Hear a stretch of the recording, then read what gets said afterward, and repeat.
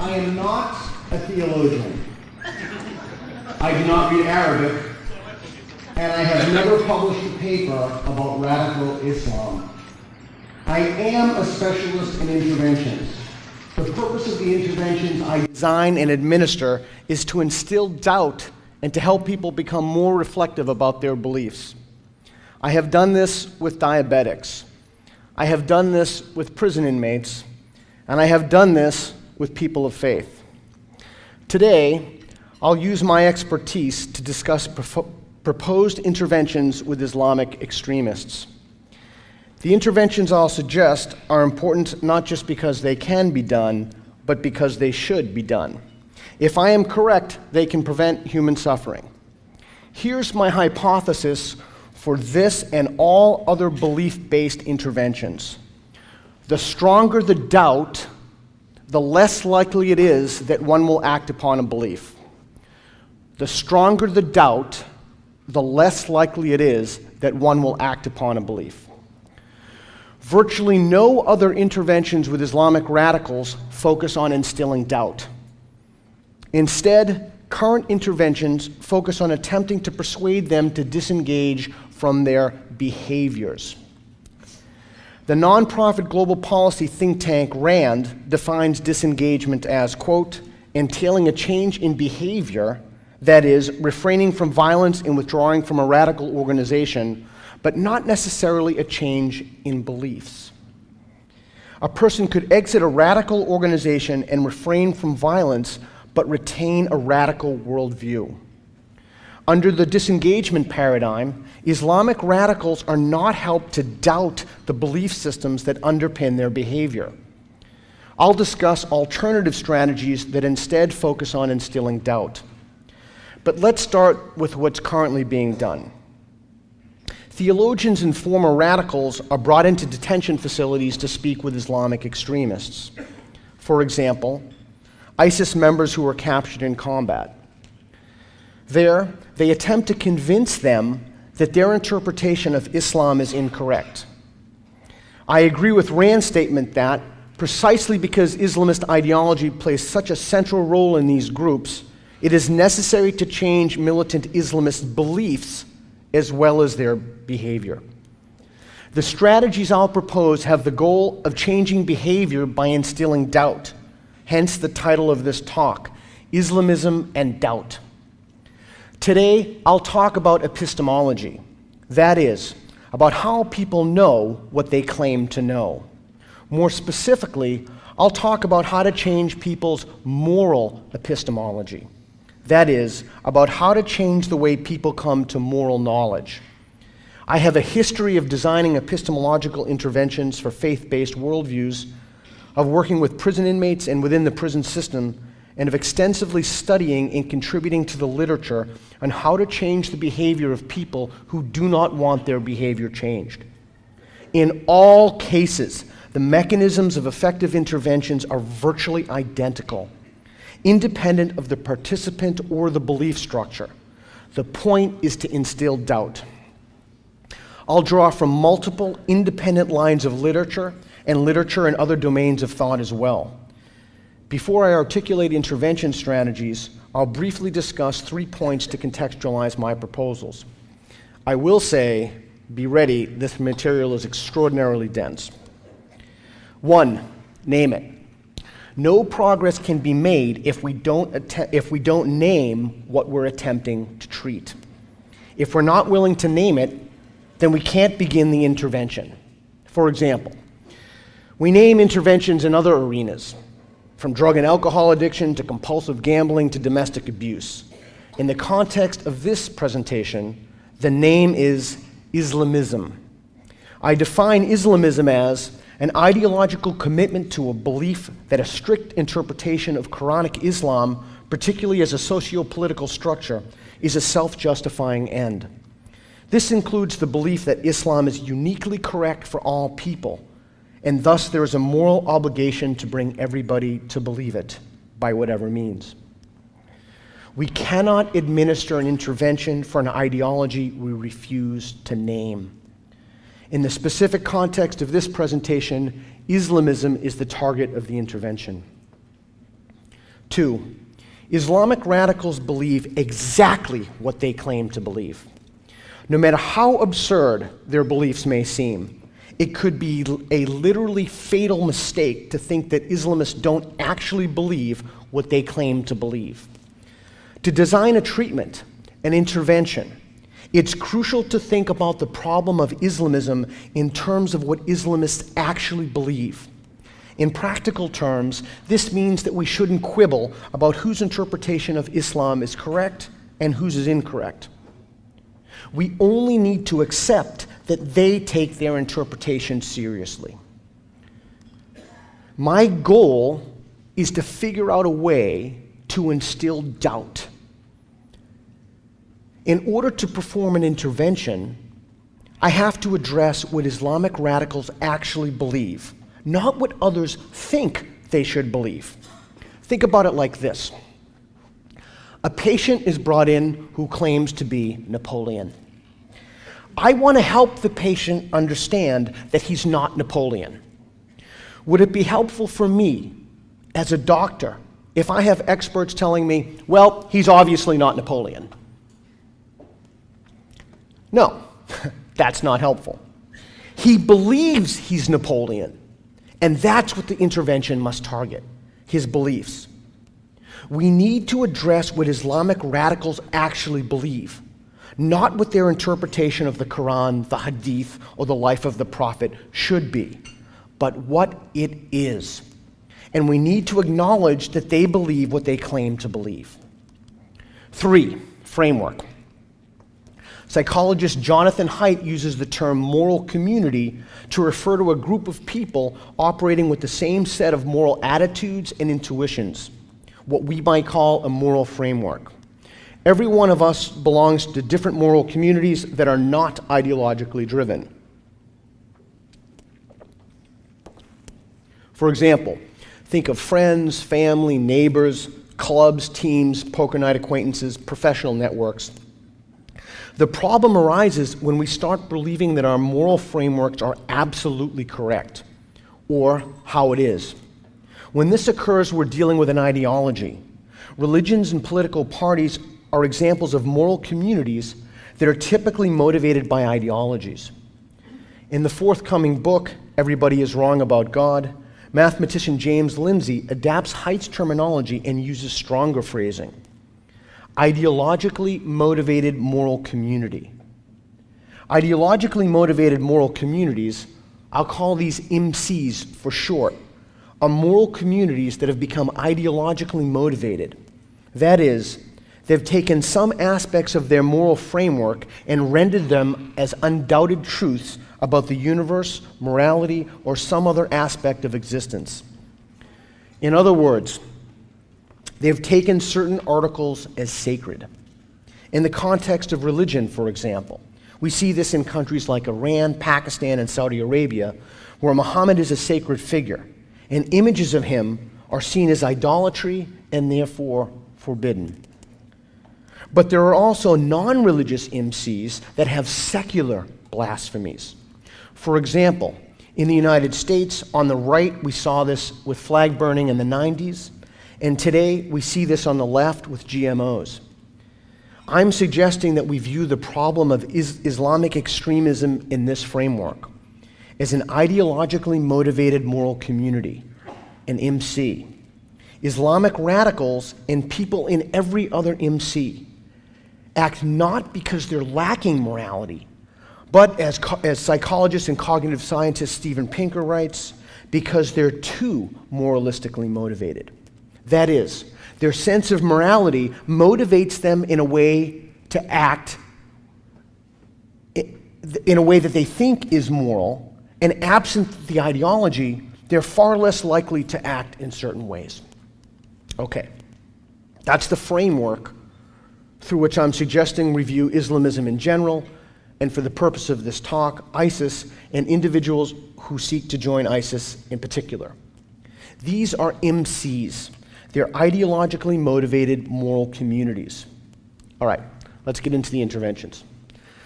Micro-interventions are one-on-one engagements. They're personal interactions. Macro-interventions operate on a larger scale. they can be thought of as propaganda campaigns. I'll start with the micro and segue to macro interventions. According to the Senate Select Committee on Intelligence, in a recently declassified report, the CIA's use of enhanced interrogation techniques was not an effective means of acquiring intelligence or gaining cooperation from detainees. Meaning, enhanced interrogation, otherwise known as torture, does not work. I'll suggest a radically different strategy, a more compassionate, more humane, and more moral, and ultimately more effective approach. An epistemological intervention.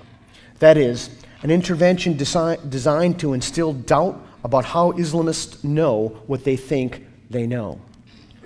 Remember, the difference between a moral community, which is something we're all a part of, and an MC is that ideological motivation means lacking doubt, or phrased positively, certainty of conviction. In personal one-on-one interventions, the object should be to instill doubt in beliefs that translate into action. Once doubt is cemented, we can begin the process of eliciting actionable intelligence and later attempt to reintegrate the individual back into society. And all of this can be accomplished without coercive techniques. But how do we accomplish this? How do we instill doubt in people who think they have the key to understanding reality? And which beliefs do we target for doubt? We can artificially create what's referred to in the deprogramming literature as a trigger. That is, an event that causes one to question their beliefs. In an intervention, we do this by undermining certainty in particular beliefs. Ideally, under the auspices of a government where the individual was apprehended, in a secure holding facility, a skilled facilitator would conduct the intervention as soon as possible. Depending on whether we intercept people coming from Syria and Iraq or going to Syria and Iraq, the intervention would be different. If they're going to Syria and Iraq, for example, then one of the beliefs in which we could instill doubt is that life there is good and people want to be there. We can ask why men dress up as women to escape if life under ISIS is so good. I'll now briefly explain some obstacles to the microintervention strategy and how they can be bypassed. The first obstacle in designing and administering interventions with members of an MC is that people think it's morally wrong for their sacred beliefs to be criticized, and so they don't listen. An accessible primer to this idea is Dan Dennett's work on belief and belief. This is because people think that holding particular beliefs makes them better people. Fortunately, interventions can be designed to bypass these defensive mechanisms by not criticizing beliefs. On a micro level, this is accomplished by asking sequentially targeted moral questions designed to reveal how people know what they claim to know. I explain exactly how to do this in Chapter 5 of my book, A Manual for Creating Atheists. In my work with prison inmates, I use the following questions from the Platonic dialogues. What is it to be a man? What is courage? Do people knowingly do bad things? What is justice? Are people responsible for who they become? What's worth dying for? What obligations do we have towards others? What are the claims of loyalty and friendship? Here's an example dialogue with a prison inmate that illustrates an intervention in moral epistemology. What's worth dying for? Respect. You mean having other people respect you? That's worth dying for? Yeah, I need respect, you know? I think so. Can you explain to me why that's so important? If you don't got respect, you got nothing. People respect me. These people in here, they respect me. But they respect you for what you do, right? Yeah, that's right. So if you did something that didn't deserve respect, should people still respect you? What? Well, let's say someone did something that didn't deserve respect, like steal someone's dessert just because they wanted a second dessert. Then they shouldn't be respected, right? That's right. So respect is a consequence of doing the right thing. And if there was ever a time when you didn't do the right thing, like maybe when you were drinking, then people shouldn't respect you. I always do the right thing. Okay, but if there were just one time when you slipped up and didn't, and that's possible, right? Yeah, I suppose that's possible. Then people shouldn't respect you for doing something that doesn't deserve respect. He looked at me for a long time. The Greeks call this aporia, an expression of doubt. Right? Yeah, that's right. Respect is earned. So then, respect isn't worth dying for if you did something that shouldn't be respected, yet people still respect you. I mean, if respect weren't earned, it's not respect. Right? Yeah, I suppose that's right. So maybe doing the right thing is more important than respect. In any event, it doesn't seem that respect is worth dying for. Is that right? Maybe. Maybe. In this case, maybe means doubt and the possibility of a changed moral attitude. Yet while prison inmates are a moral community, they're not an ideologically motivated moral community, an MC. If you'd like to watch some examples of these techniques being used to help members of religiously motivated MCs, please visit Anthony Magnabosco's YouTube channel. Anthony uses the techniques from my book to help people become more reflective about their God beliefs.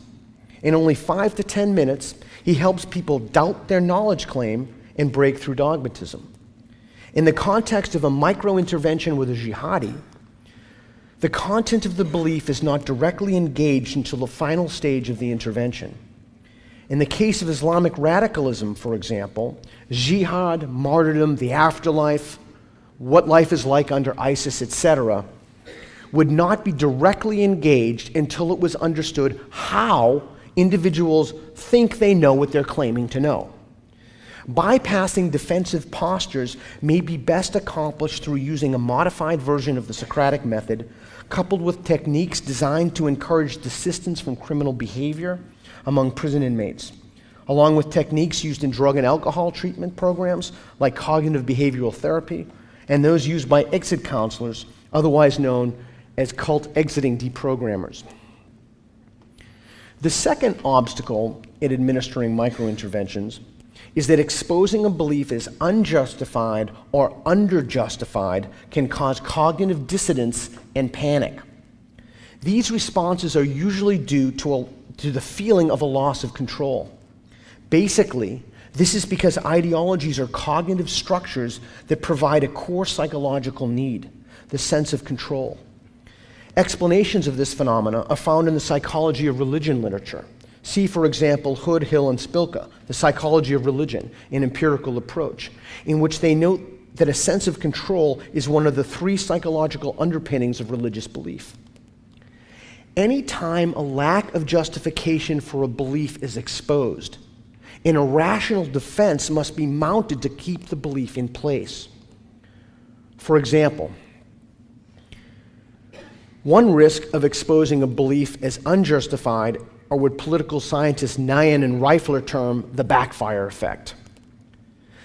Basically, this occurs when challenging one's beliefs actually makes those beliefs stronger. Fortunately, targeted micro-interventions can be designed to sidestep these defensive mechanisms by focusing on the epistemological undergirdings of belief. That is, how someone knows what they claim to know, and thus the content of the beliefs can be avoided. It's important to note that the backfire effect is a risk not only for the interlocutor, but also for the facilitator. For example, and I apologize if this example is coarse, but it clarifies a critical point. The first day I started teaching prison inmates, the door had not even shut behind me when an extremely large man who was heavily tattooed with 9 of his fellow inmates gazing at me. He leapt up from his chair and he said, "Do you know what a bunghole is? Do you know?" And I responded, "Yes, I do." He said, "Well, then what is it? What is it?" It's right in my face. And I replied, "It's an asshole." He screamed, "No, it's not." And truly, seemingly out of nowhere, he pulls out this dictionary. It had a pre-marked page, and he shoves it in my face, and he starts pounding his finger right into the dictionary. See, he said, "it's a tap on a keg of beer." I read the entry carefully. Sure enough, he was correct. A bunghole is a tap on a keg of beer. I responded, "I didn't know that. Now I do. Thank you for teaching me." In this situation, in the face of a relatively hostile conversation partner, my guard could have gone up, and I might simply have refused to acknowledge the dictionary definition, insisting instead that the more vulgar definition was correct. I avoided the backfire effect by accepting the dictionary definition by saying that's valid. It may seem like a trivial example, but many people find it difficult to change their mind about something, even something trivial, when they're on the spot. The third and final obstacle is unrelated to the intervention and has more to do with political considerations. Once it's revealed that we've designed interventions and used programs to instill doubt in Islamist core beliefs, this could play into the narrative that the US government is engaged in a war against Islam. This is a legitimate concern and should be taken seriously. It can, however, be partially addressed by using the name Islamism in the name of the intervention. Okay, now on to the macro interventions. We've tried to defeat an ideology through military means. It hasn't worked, and it won't. Even if we kill every jihadi, it would remain, the ideology would remain, and it would metastasize. I'll now offer an alternative. I'll discuss elements of a broad macro strategy. This strategy targets our own citizens and includes a rebranding narrative. First, a question. How do we change people's values? Answer, through marketing. I suggest that we go to Madison Avenue. We should offer a massive award and a competitive advertising campaign. And while I don't know what that ad campaign would be, I'm also not a professional ad man, my current thinking is that it should be designed around one principle and use one mechanism. Psychiatrist Andy Thompson notes that Islamists, and particularly ISIS, are exceptionally effective at creating bonds of fictional kinship, brothers in Islam. This is integral to the way in which Islamists gird their moral community by making it family. And it's a significant part of the romanticism for disaffected people to whom they market themselves. This is a major theme in the conversion of every Western convert. So how do we instill doubt and undermine romanticism? The best antidote for romanticism is, wait for it, goofy. Interestingly, in Canada here, goof is a prison insult in some Canadian prisons. It's reserved for child molesters and inmates who steal from other inmate cells. In the literature, this is referred to as a push factor. That is, a negative factor encouraging disengagement. Overwhelmingly, recruits are not motivated by the plight of the Palestinians, nor are they poor people who are hungry. They're seduced for romantic reasons. Islam plays into this. It's a very seductive romantic message. We need to make a shift from romantic to goofy. That's the core message I'd suggest Madison Avenue strategists consider. ISIS is goofy. I'll preempt your criticism that this will make Islamists hate you. Don't worry about it. They hate you anyway. More importantly, it's less about what ISIS leaders think and more about what potential recruits think. By point of comparison, there's a new documentary about Scientology, Going Clear, Scientology in the Prison of Belief. Yes, the negative exposure and jokes may be upsetting to Scientologists, but it's severely compromising recruiting efforts. And this shift can be accomplished. We know how to make something attractive. Cool is attractive. It's not admirable, but it's attractive. We know how to make things cool. It doesn't matter what we think about ISIS, but for some people, ISIS is perceived as romantic and cool. Goofy is the path to uncool. In 1929, Edward Bernays' Torch of Freedom campaign dramatically increased the number of female smokers. In the 40s and 50s, we made smoking cool. In 1980, the American Lung Association released an extraordinarily effective picture of Brooke Shields with cigarettes sticking out of her ears. It made smoking ugly and silly. Today, smoking is uncool. What we can draw from this is that we can do both. That is, make something cool and uncool. And the evidence suggests that one of the reasons for the decrease in tobacco sales was not because more people became aware of the danger. It was because there was a shift in attitudes. Smoking had a romantic portrayal. It was bundled with a suite of other attributes. It was an identity, maybe even a type of club. And people smoked in part because it was cool. However, even though smoking is a community, it's not an MC because it's not morally motivated. The identical principle is still operative. If we can deter people from smoking, we can deter people from cutting people's heads off. One mechanism that we could use to accomplish this can be learned from the tobacco industry and from the vast array of foundations, organizations, and industries funding climate change denial. Their tactics and strategies are models that could prove invaluable. These industries develop remarkable ways to promote doubt. The tobacco industry, for example, used doubt to allow people to feel okay if they behaved in certain ways. For example, to smoke. Their goal was for people to continue their behavior. They made consumers and potential customers feel comfortable about their actions. And it's easier to engage in certain behaviors if one thinks there's nothing wrong with engaging in those behaviors. Easier still if one thinks those behaviors are virtues. Advertising agencies, and I'm using that as a catch-all phrase, may want to think about designing macro interventions that use the same mechanism, but instead of doubt making it easier to use a product, doubt would be used to place a wedge between beliefs and behavior. One goal should be to instill doubt about core values in one of the Islamist target demographics. My current thinking is that we should focus on one slice of that demographic.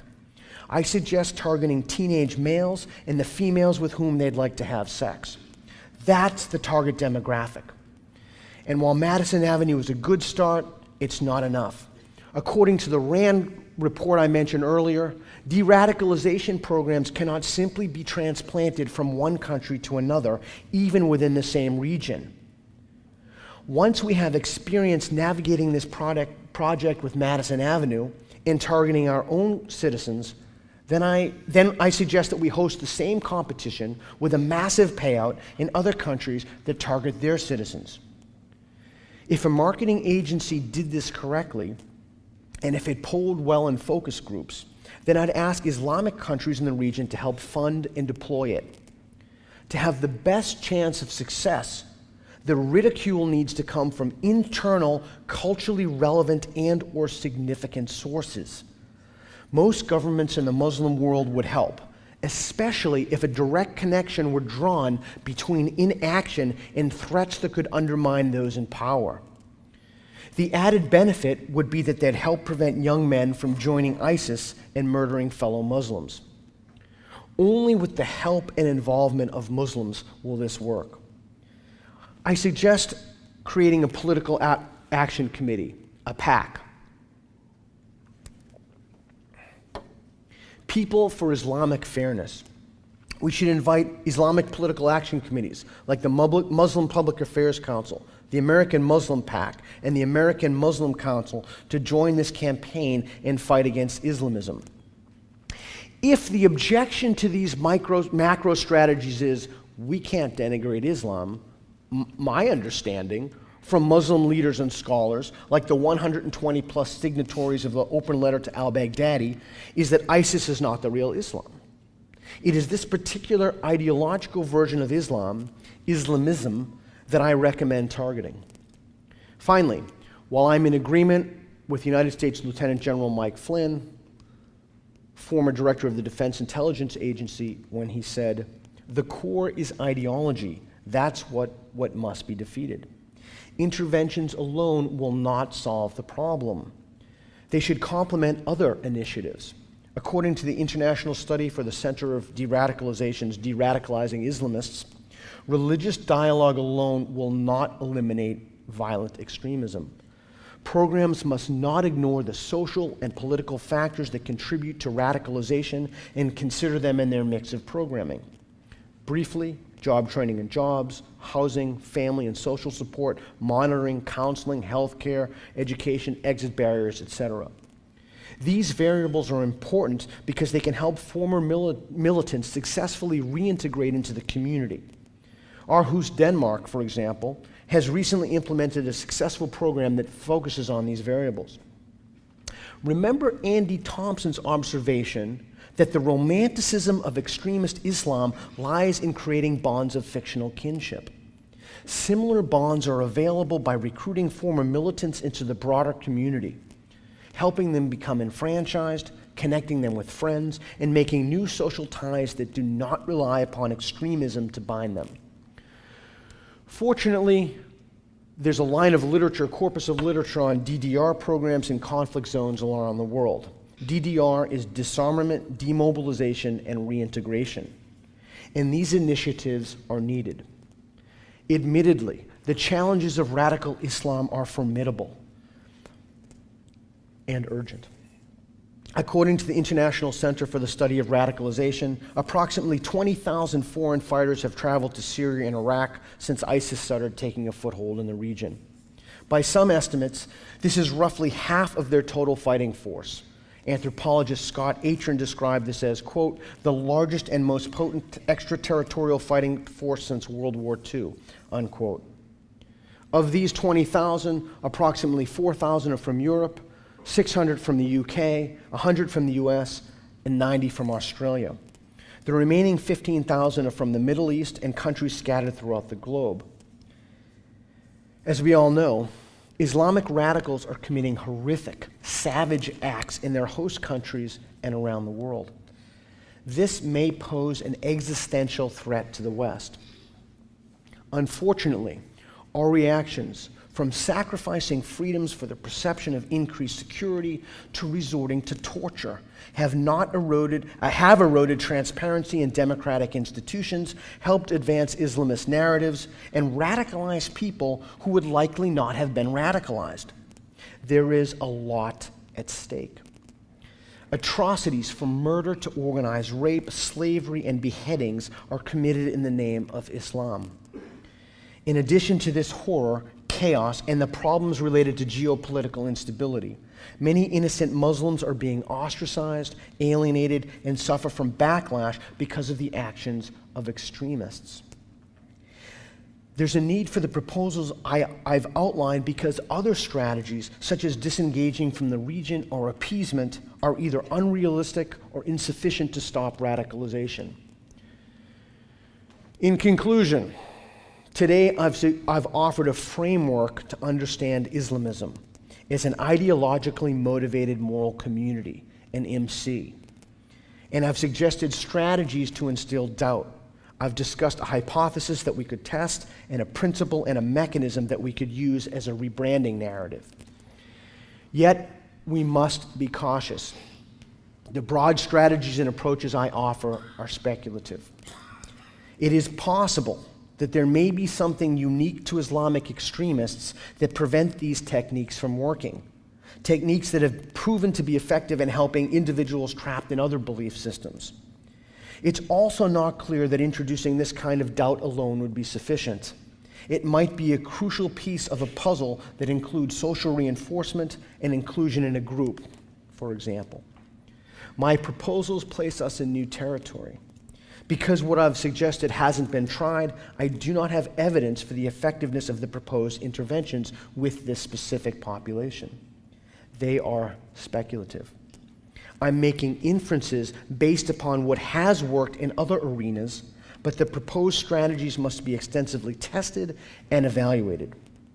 We can be fairly confident, however, that these proposals are less costly and less adversarial than what's been attempted. And we can be completely confident that if we're honest with ourselves and honest about the nature of the problem, then that's the first step towards a sustainable solution. Thank you.